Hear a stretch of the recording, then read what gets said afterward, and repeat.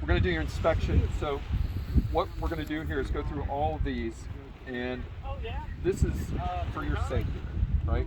This is not for me to tell you how to run your boat. You're the captain of your vessel, but I'm just making sure that you've got everything here that the Water Tribe wants you to have. And at any time you have a question, you can ask me, but there'll be an opportunity at the end for us to kind of go off the record and talk about anything you want to.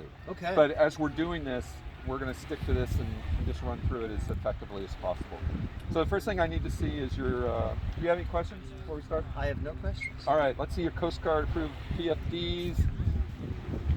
And while you're there, we got a PLB, we got a safety knife, whistle. I know you've already checked that out. Nice, E-curve, you got your strobe, you got your knife.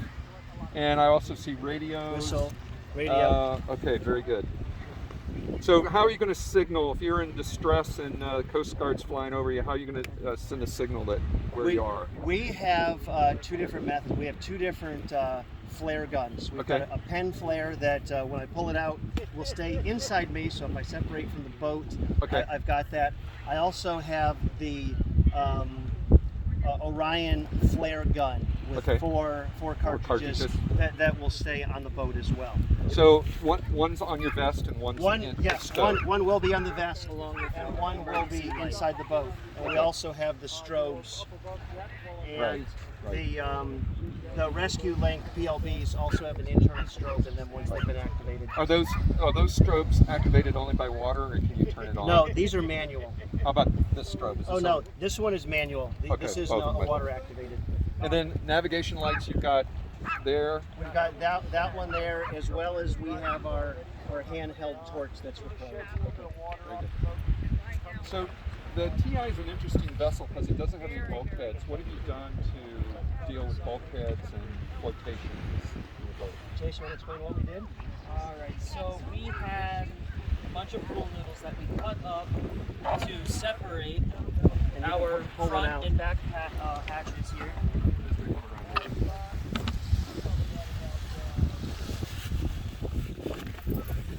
So how many kind of made like a lasso? So yes, so we have a U shape inside, so mine here separates with his, provides flotation.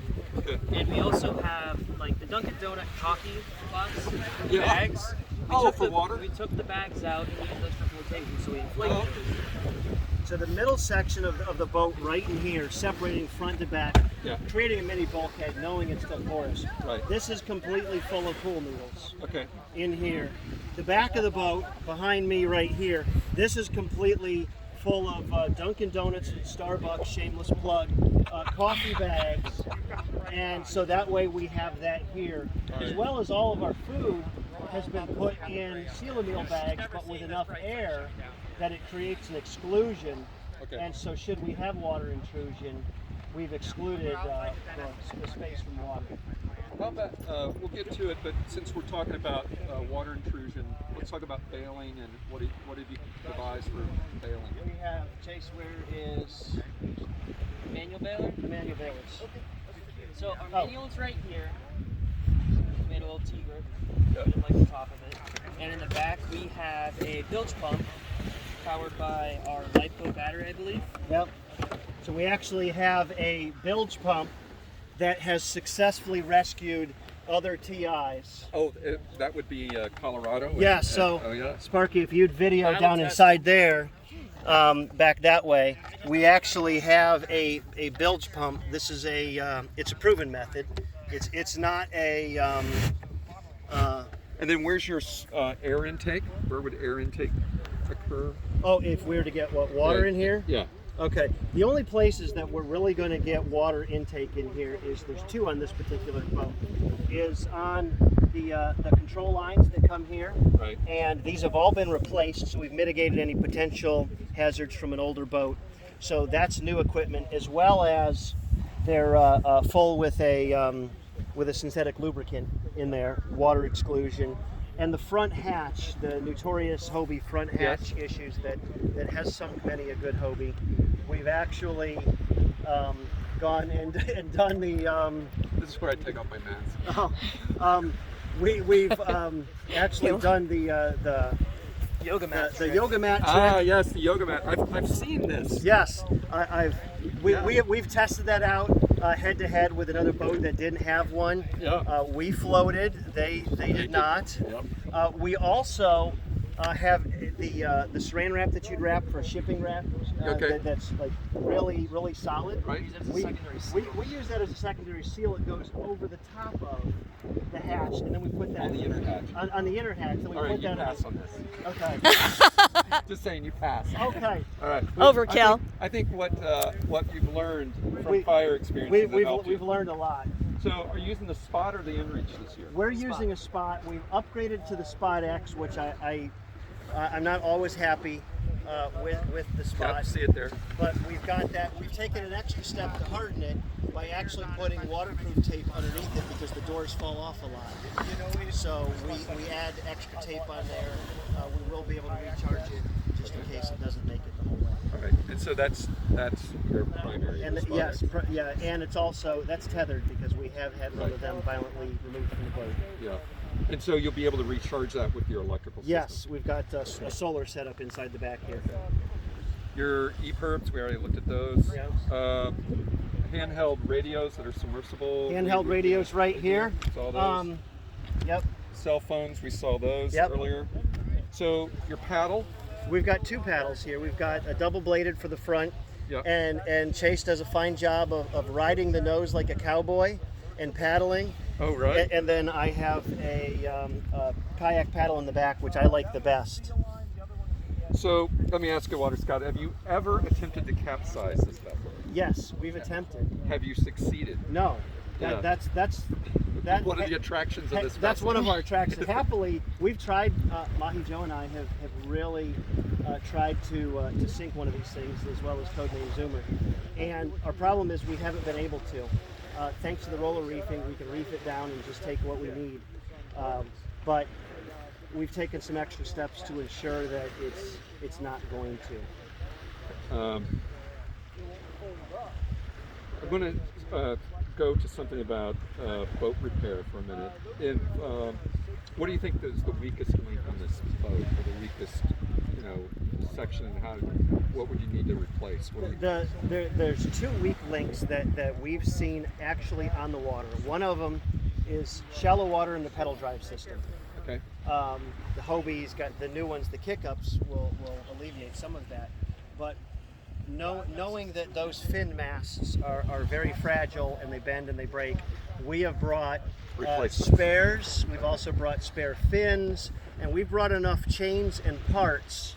I see you've got spare for the your rudder as well. Yeah, I bring because I have snapped a rudder gudgeon.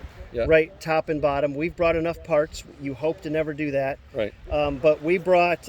We have a total of 6 rudder pins on the boat. Wow. Five are in use, and then 5 are spare, and 1's in use. I think you have enough. We heard that on a previous challenge, somebody went through 5 rudder pins. Really? So we figured 5's the magic number. So probably right. We also, in case of a hull penetration, we have waterproof tape that will apply under the water. All right. And just plenty of spare parts, spare rudder cables, control lines. Excellent. We don't want to overdo it, but we didn't want to underdo it either. I like it. Tell me about what you're going to be wearing when you're on the water. We're going to go over here and we're going to grab some bags so that we can show you what we've got. Yours are mine. That was yours. Okay. So we've got a 3-tiered system. We've got, I'm wearing the basic layer, the base layer that we would wear standard no matter what. Okay. The second layer, and mine's in the green bag, Chase has got his here. We've got lava core top and bottom. Okay. Last year, necessity crossing Charlotte Harbor. Absolutely. So that's tier 2 for our water. Okay. The last tier 3 is dry suits. Okay. I've got a 1-piece. He's got a 2-piece. Okay. We've got paddle jackets that we can throw on. We've got frog tog storm cags that we can throw on over the top of our life jackets as a 4th if you had to. Gotcha. So well done. That's my first well done of the day. Thank Camp you. clothes. Camp close. Yep. So now we're going to transition off the water onto shore. So let's just start with camp close, and then we'll talk about. So first point of waterproofing, watershed bags. Yep. Because we've suffered from bad water leaks. We have it's a camp close, not sacrosanct, right? Yep. Okay. So in here we have spare socks, spare underwear, spare shirts, plenty of spare stuff there. Okay. Also All double bagged. Yeah, Yep, all, nicely done. all double bagged there. So Coach James Zuma will pull his out here.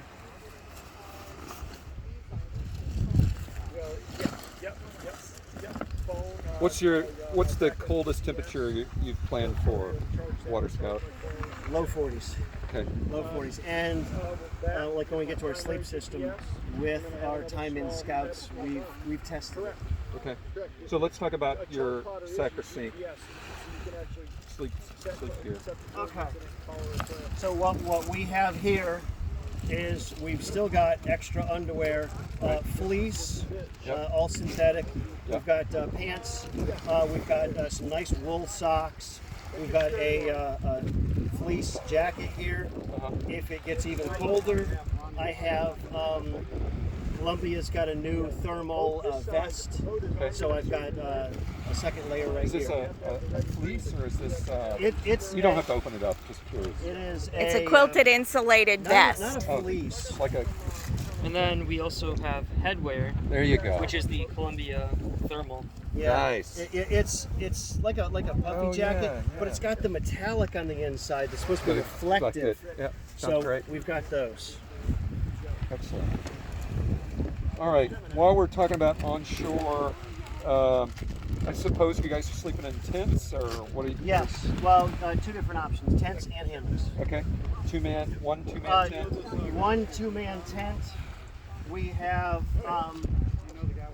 in the essence of getting rid of weight, we dropped the six-pound tents. We went with the Big Agnes. This is amazingly the Scout Platinum 2. Okay. It's a 1 pound. single wall, 1 pound, 1 ounce tent.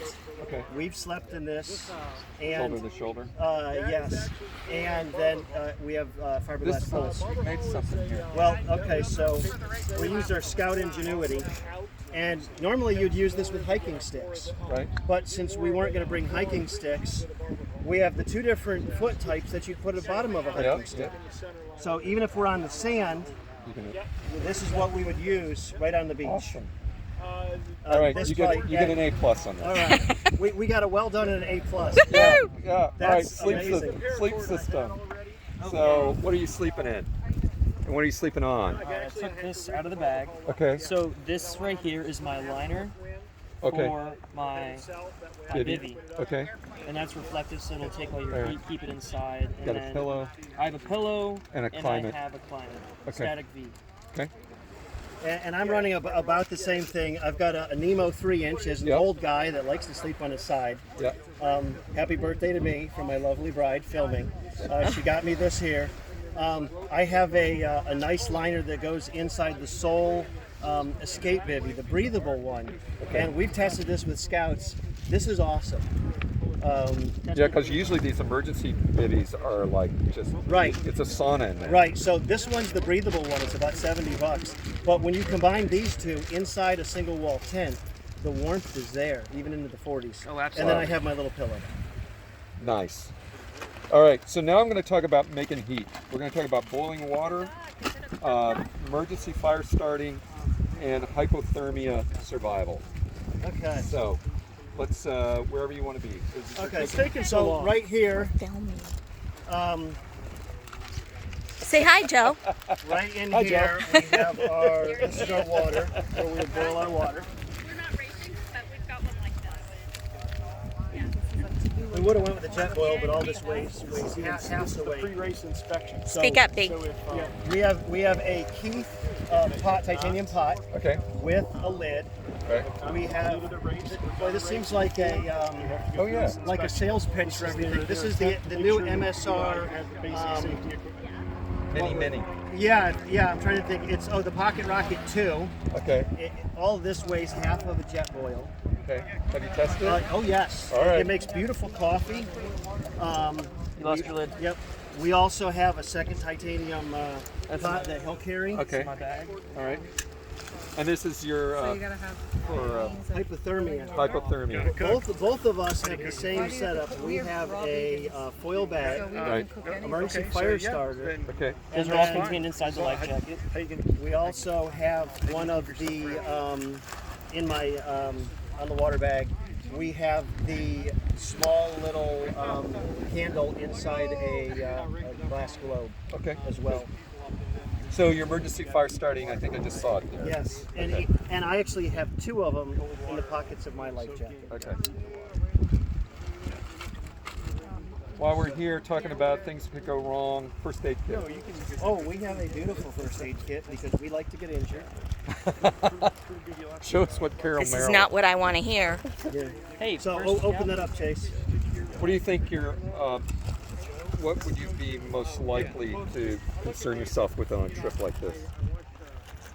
In terms of exposure, or what did you plan for? Cuts, abrasions, so it's got a lot of stuff to take care of that. Antibiotic ointment, Band-Aids, headaches. So we've got a lot of Okay. Advil as well. All right, very good. Sutures in case he's got to sew me up. Wouldn't be uncommon. Yep, definitely have the sewing skills. yep, very good. All right, and now let's see. The last item on your checklist is you've done a great job on electronic stuff, but what if all that stuff breaks down? That would be perfect because we're going to go old school. We have the whole 5-map series of everything. We know actually how to use it because we practice navigation solely on the charts. Dead reckoning. Yep, we have our Silva compass here along with a mirror in case you got to signal somebody. And then we also have as a backup all of our tide charts are in here. So we know where, based off the map, where we're going to be. We can look at the tide charts as well. Well, this has been you successfully passed the Water Tribe 2021 beach inspection. Congratulations, Water Scout and codename Zoomer. Whoop, Thank whoop. You guys did a superior job. And some of the preparation that you've done on some of the modifications you made are impressive. You have your inspection's over, so you passed. Do you have any questions for me? I don't think so. All right.